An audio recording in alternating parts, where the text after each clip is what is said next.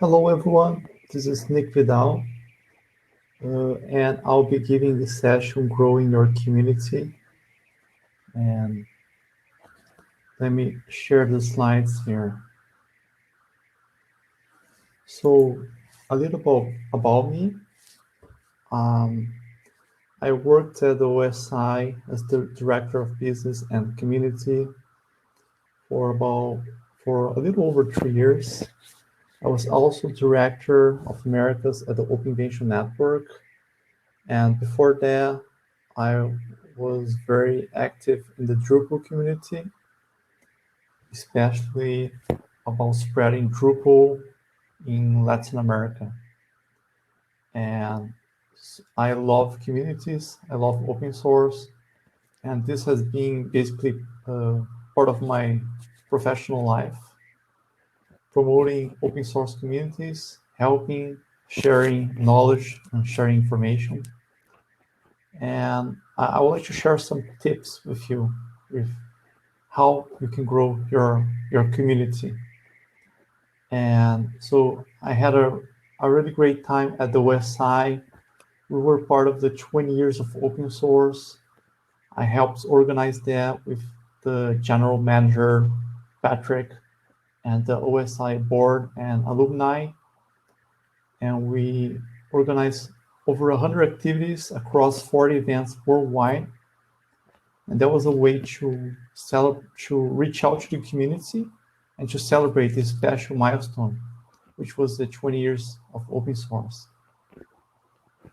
The Open Invention Network, I'm not sure if you are aware, this is an organization that helps protect open source and Linux against patent aggression. And our goal there was to reach out to not just developers, but also businesses and other nonprofits to tell them about how patents can hurt open source and to form the largest patent non-aggression community ever. So at the time, I believe we had 3,000 members that are part of the community. And I was helping reach out to people in Latin America, especially at the beginning. And we had a team there that we reached the whole world actually. And just 2 years ago, Microsoft joined the Open Invention Network. And that was a really big milestone because, as you know, from the history, Microsoft had a very aggressive attitude towards open source and Linux with regards to patents. And by joining OIN, it really changed that. And Microsoft as a whole has changed in terms of collaborating with open source. So that was a really big deal. And at Drupal, we worked really hard to bring Drupal to Latin America. I was representing Brazil together with a lot of community members here. And we have people from Argentina, Uruguay, Mexico, Costa Rica, Guatemala, actually from all over Latin America, helping to spread Drupal here. And I think it's really important to organize events, conferences, and to promote this open source CMS. And it was very successful, I believe. And now Drupal is available worldwide, and there are a lot of events. Not now because of the pandemic, but there were several events being organized by the community to spreading in Latin America. So this is the plan for today. I'm going to talk about how we can grow the community and how basically I have three strategies to grow the community. So the first one is to build an affiliates and ambassadors program. The second one is to further expand the community internationally. And the third one is to promote satellite events and activities. So I'll provide a guideline with steps to grow the community. And if you have any questions, please do comments on the chat. I'm looking at that right now. You don't have to wait for questions at the end of the presentation. I'll try to answer as better I can. So let's start with the first strategy, building an affiliates and ambassadors program. So this works for either if you're working in a nonprofit organization that develops open source, or even if you're part of a company and you have you're open sourcing a project and you want to expand that, you want to promote that, or even if you have just a small open source project, this is a way to really promote your projects by creating an affiliates and ambassadors program. So one of the first ideas, one of the first tasks is it's nice to have a CRM, so you know who you're reaching out to by talking to affiliates or talking to ambassadors. This really provides transparency, and if you have a small team, everyone knows who you're reaching out to. And the second task is to identify who you want to reach out to, who are the affiliates and who are the potential ambassadors for this program. And you have to develop a value proposition for each one of those audiences. Why should they become an affiliate? Or why should they become an ambassador to your project? And you have to design an onboarding experience for each one of those. And what kind of contributions you want to have. So you can start reaching out to these potential affiliates and ambassadors and follow up. You can use an open source CRM like Civic CRM or other SaaS types of CRM like Salesforce or HubSpot. And when you reach out to those affiliates, organizations, or individuals, you can ask for referrals. So for example, let's suppose I want to work with the Drupal Association. I want to bring them as an affiliate to my project, or it could be any other affiliates. You want to reach out to the staff, but also to the community members. Who are the most active community members, and why it makes sense for them to join your project. That's the value proposition that you want to build. So you can invite organizations to become affiliates to your projects, and individuals from those organizations, they can become ambassadors to your project. And as the number of affiliates and ambassadors grow, you can, on your website, create a dedicated page to recognize each. So you can have a list of every affiliate that has joined your project and ambassadors as well. And that's a really great way to show that your project is growing, and you can try to provide value to the affiliates and also to the ambassadors. On your website, you should be able to provide a channel for discussions and for collaboration. And you should also create a strategy for each marketing or contribution channel. You can set up a blog or a newsletter, a podcast. You can work on Twitter or any other social media. on your code repository, GitHub or GitLab or whatever, and try to create a strategy for each one of those channels and see how those affiliates and how those ambassadors can work there and make it better. So I'll give you just one example with regards to blog, creating a blog. You can invite an affiliate or ambassador as a guest, and they can publish in your blog. And that's a nice way for them to reach out a new audience, your audience. And you can also write a blog post at their blog, and then you reach their audience.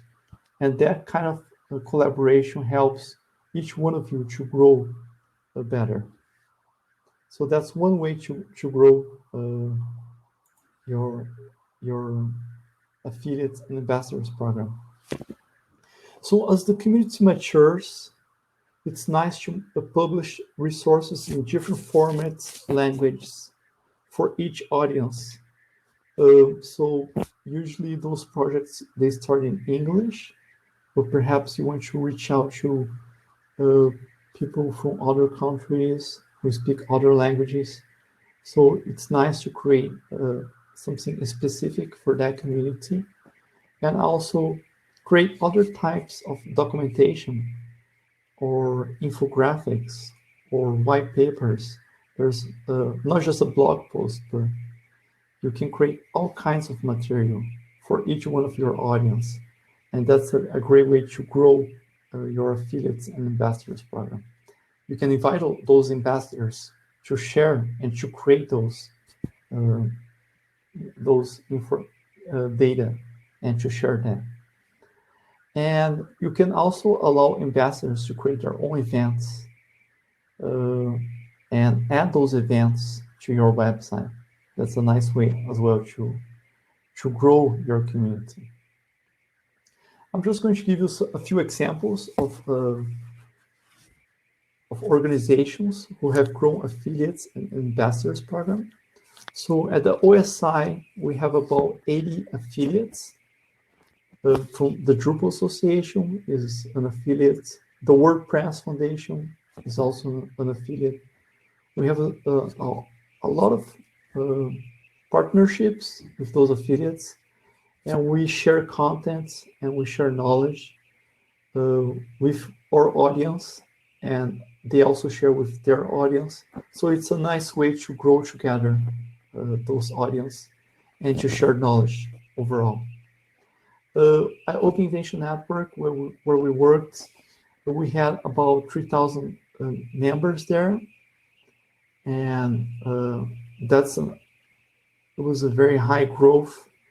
And we also keep everyone informed every time we change the Linux system that we call. That's like the documentation of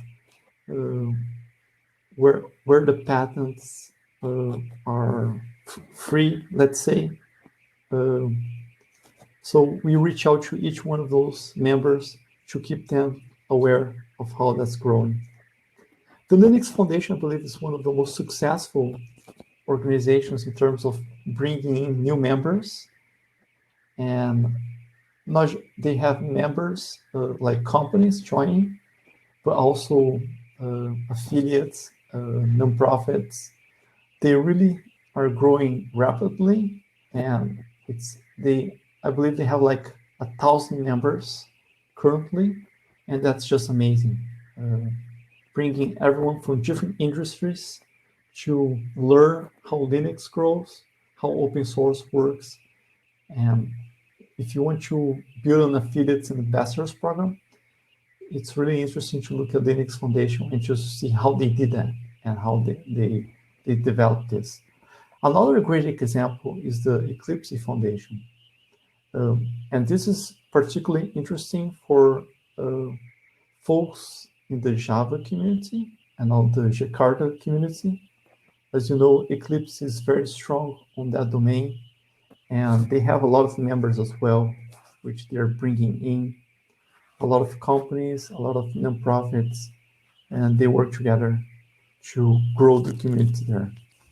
And one last example is the Cloud Native Computing Foundation. They're celebrating 5 years this year, um, and they have been growing a lot, especially organizing meetups and getting people together to talk about Kubernetes or other cloud native technologies. And I have here on the slides an example that they published last year about how they're organizing meetups in over 200 locations worldwide. Unfortunately, this year there was some setback because of the pandemic, but hopefully next year they'll be able to grow again. So this is a nice way for you to, if you're focused on growing a community, especially through meetups and events. It's nice to look at the Cloud Native Computing Foundation and how they did that. And that link that I have there, it's very interesting as well too, as a case study of how they did that. So going to the second strategy, mostly projects they're in English and they're focused especially in the US or perhaps Europe. They might be going through Asia as well. So, and this is quite limited. Uh, if you really want to grow your project, you really have to think about how to grow it internationally and how to make it better uh, in terms of representation. Not so much focus on North America, US, Canada, or even Europe. Europe, there's a lot. It's a pretty good diverse continent. But if you're restricted to that, to just those two continents, your software will be limited. So you really have to think, how are we going to expand the project worldwide? And so one of the strategies is really understand your community and see where it's growing. And you have to leverage that and help it grow much better. So you have to understand by creating surveys and seeing your existing community, where they are. And if you see some small community growing, for example, in Asia, in China, it's nice to reach out to that community and see how you can help them to grow the community there. And this can be done even giving, uh, allowing them to post a blog about their community and how they're growing in China, case studies there. So there's a lot of potential. Uh, Creating a podcast and inviting them to speak about those experiences as well. And so this is a nice way to understand your community. You really have to make a conscious effort to expand internationally and creating incentives. How can you have content not just in English but in other languages? How you can have content in Spanish, which is very popular. Uh, of course, in Asia, how can you have this content in Chinese, in Hindu, Indian, and other languages? Um, why it's interesting to have content in other languages? Because they attract a more diverse set of individuals and organizations. If your documentation is only in English, it can be hard to expand your community beyond North America or even Europe. Uh, Perhaps China, to help promote your project in China. It will be interesting to have documentation in Chinese, and and by having that, uh, you'll be able to grow better. The Chinese community will be able to add more to your documentation and to your code and bring new ideas in. So that's one example. And your software as well should be multilingual. It should not only be available in English, but also in other languages, if possible. And you can work with your affiliates and with your ambassadors to organize this, to help with documentation, and to also help with organizing events. So one nice example of an organization that's really growing on that sense is the Open Chain project. The Open Chain project is part of the Linux Foundation, and they work around making sure that open source is compliant, and they have a big presence in Asia. The, the person who is the general manager of the Open Chain project is Shane Coughlin. He was my former boss at the Open Invention Network, and he's Irish, but he lives in Japan. So that's a nice background of why it's growing a lot in Asia, and he has also, of course, reach in North America and Europe because of his background.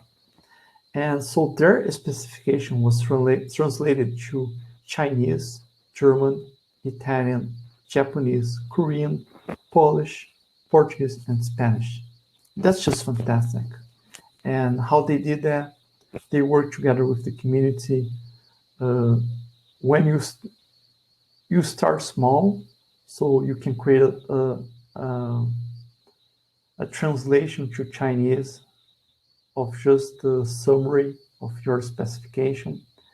And this will attract people from that region that speak that language, and they can expand that, and they can grow there. So you really have to not try to control everything. You have to delegate, and you have to make it open so anybody can, if they want to contribute, they can do that. And that's one of a great way to grow internationally.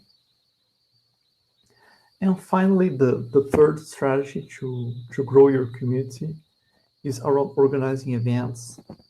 This is very challenging, especially this year and perhaps next year, of course. But you can also have virtual events and try to organize events not just in English, but in other languages as well, and specific to different regions. Sometimes those projects, they have a main conference, which is usually in North America. They might have one in Europe as well. But you can definitely work on those main conferences, but try to expand by promoting satellite events that are not necessarily part of the main conferences, but they are organized by locals, and you should show those at your website, those events, to help promote them. You should work with affiliates and with ambassadors to promote this. If you have an organization, an affiliate that is in Brazil, for example, that's the country where I'm from, perhaps you can ask them, would you like to help organize an event in Brazil, a conference? And perhaps you can provide some financial help in that sense to secure a venue or have a virtual platform where they can organize that and promote that event on your blog or whatever. And you should allow affiliates and ambassadors to add their own events on the website and promote that as much as possible. And you should provide guidelines of how to organize those events, about finding a venue, setting a date, how you can seek sponsors, not just the major sponsors, but local sponsors. That would be very helpful. And how to manage the budgets, the timeline, how to select speakers. You can have a speakers bureau where you can recommend some speakers, And it's nice to bring in different speakers and have this cross-pollination. So you have people from, for example, if you're organizing an event in Asia, it's nice to bring people from Europe and also from North America and Latin America, so they can provide a different perspective, and you can have this blend of culture and languages. That's a nice way to promote those events. And of course, it's nice to have a code of conduct so that you can promote diversity and inclusion at the events, to make sure that everyone feels welcome and that your events are healthy and that you're growing. So basically, those are the three strategies that I would like to share with you. With regards to satellite events, we see this at the Drupal community. There is this nice link here called drupal.com, where you can see all the events happening worldwide. It's a map, and you can try to find local events happening. WordPress also has a very strong community behind events, and you can see that at central.wordcamp.org.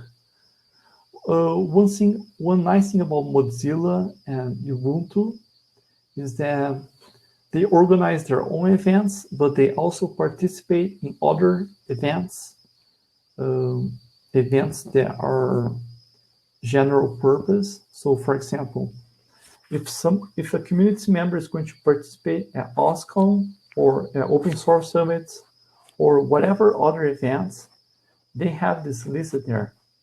And people from the Mozilla community or from the Ubuntu community, they can come together at those events, even though it's not specific to Mozilla or specific to Ubuntu. They still can come together there and talk about how they can grow better and share knowledge and technology. So that's a nice way to not only have your own events, but also to come together to other open source events. And of course, we see a lot of growth around Python, the Python community, and the JavaScript community. We have those official events and also community-led events happening there as well. And how can we measure how our community is growing and if it's healthy? So you can see by the number of affiliates that you have joining and ambassadors. You can see the demographics of those affiliates and ambassadors. Also, in terms of blog posts or any other type of contribution, you can measure the frequency. How many blog posts are you having per week or per month? And the most important thing here is not so much about the quantity, but most importantly about establishing a pattern. So instead of having like 10 blog posts for 1 month, and the next month you have just one, it's much better to have 5 blog posts per month and maintain that frequency. So you have this pattern. And you can see also the number and quality of contributions that you're having in each channel and the level of engagement that you're having, the number of downloads, the number of views, pull requests, if you're using GitHub or GitLab. And as for events, the number of events is important, of course, but you should also be careful with regards to the quality of those events. How many people are attending those events and how strong is the community growing there. So those are some nice metrics as well. So that's mostly the strategies that I wanted to share with you. This presentation is available at GitHub if you want to access, and also if you want to make a pull request, I'm available to hear your feedback. If you want to reach out to me privately, You can also send me an email to nickvidal@gmail.com. And so thank you very much for hearing me. And I'm open to questions. If anybody has a question, please do so at the chats here. Otherwise, feel free to reach out to me on GitHub or also on Gmail. So thank you very much for that. I appreciate it.